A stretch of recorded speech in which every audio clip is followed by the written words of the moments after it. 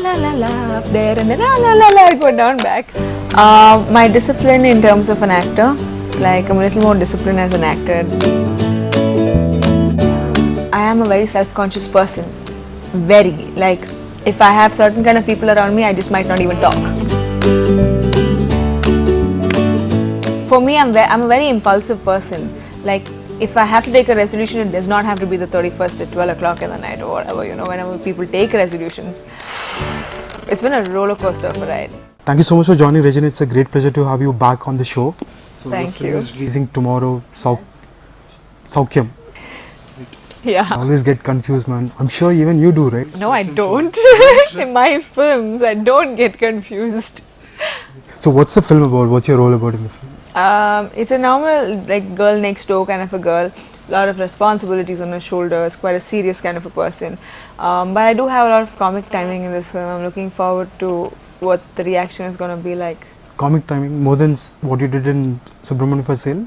Yeah, like, you know, I wouldn't say too much, but yes, a little more for sure. Right. This is the first time you're working with Gopichan, so how's the experience with him? Everyone generally says he's a very quiet person, very calm. He is quiet. The thing with him is he takes a long time to get to know you. But he actually he's a very observant person. Like he observes so much. Like anything. Like you wouldn't even believe he observes that much, you know, the kind of person he is. But very hardworking as well, and he knows exactly what suits him, what doesn't suit him, what he wants, everything. He's very focused that way. Right. So it's been quite an interesting year for you. You know, you've signed more films this year probably compared to your previous years. And actually, but no, signing more films. I think 2013-14 was my most because I was doing 4 films at a time. I was literally shuttling from set to set. Right. This was a lot more relaxed. No, I wouldn't say relaxed, but Subramaniam for Sale took quite a bit from me in terms of an actor, in terms of a performer, in terms of everything. So I spent more time with Subramaniam for Sale, you know, during the end of last year to this year till it released. Right. So what is it that you have carried forward from Sita in Subramaniam for Sale to this film? My discipline in terms of an actor. Like I'm a little more disciplined as an actor these days than I was before. The importance of being disciplined actually. Right.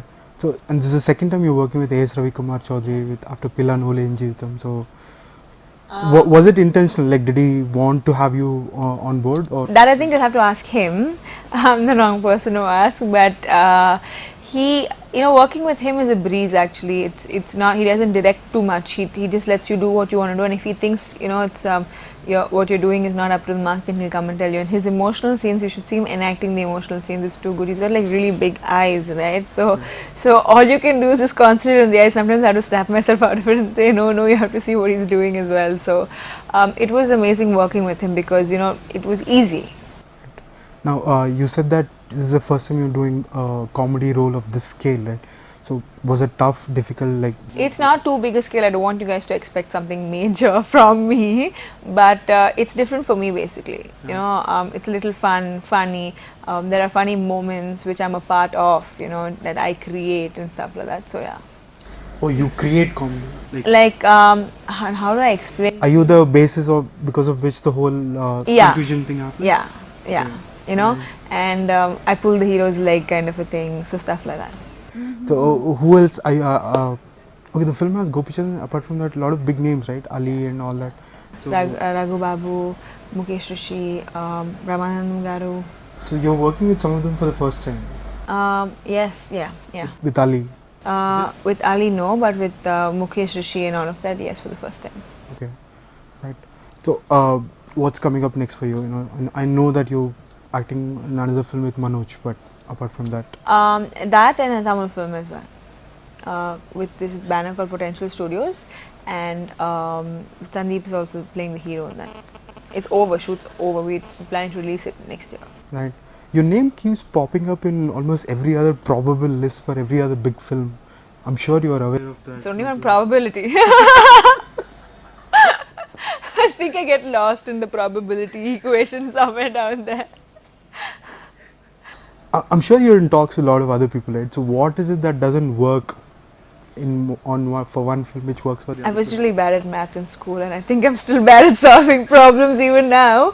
but I've never been able to figure it out. I mean, but having said that, I'm quite happy with what's happening because I have this kind of a norm in life where slow and steady wins the race kind of thing. Not, but there's no necessary race over here, but I feel like going slow and steady gives me time to adapt to the place I'm in at that time. It's very important for me to know my surroundings and my bearings. You know, I can't just be like la la la up there and then la la la go down back.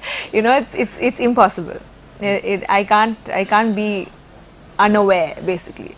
So I like how it's going. I like what's happening. You know, I know it's taking time according to everybody, but trust me, everything that's good takes time.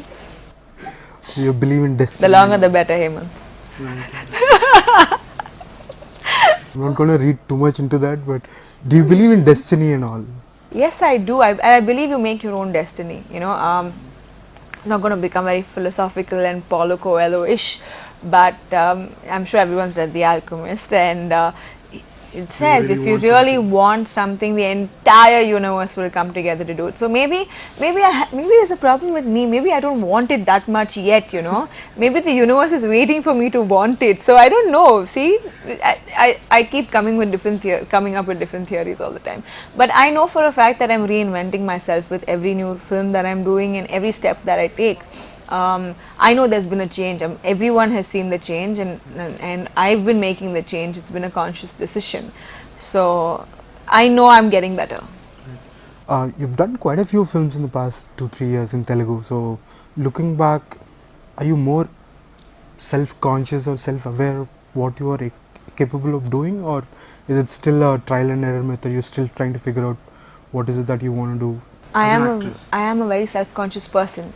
Very, like, if I have certain kind of people around me, I just might not even talk. Yeah, it depends. Like I always like observe my surroundings, and that's how I behave. But as an actor, no. And when I came into the industry, and I'm sure you even know, I was more like, no, only I have to prove myself as an actor. I have to do these roles where, you know, they're like, oh my god, what acting. But my mindset has changed. It has definitely changed, and I think it's just because I've gotten more mature about my thinking in terms of all of this. I feel like as an actor, I need to be versatile. It shouldn't be like, oh, Regina can't pull that off. She can't do that. It shouldn't be that. It should be like, she can do that, you know. And that's why when people actually had said that she can't be a commercial heroine, I never understood what a commercial heroine was at that time, and that's probably why I maybe wasn't open to it. I never understood what it is to be a part of a commercial film, or why they were saying she's not a glamorous heroine. Or it was very new to me, all these terms. But the more I got to understand it, and the more I got to understand myself, I figured that I should be able to do everything. I shouldn't be told you can't do this and you can't do that. Right. Now, final 2 questions. Looking back 2015. That's because you heard the door open. You said final. I'm done, man. I counted the clock. Tell me. 2015. Looking back, what do you think of it? Like, has it been a good year for you? Great year for you?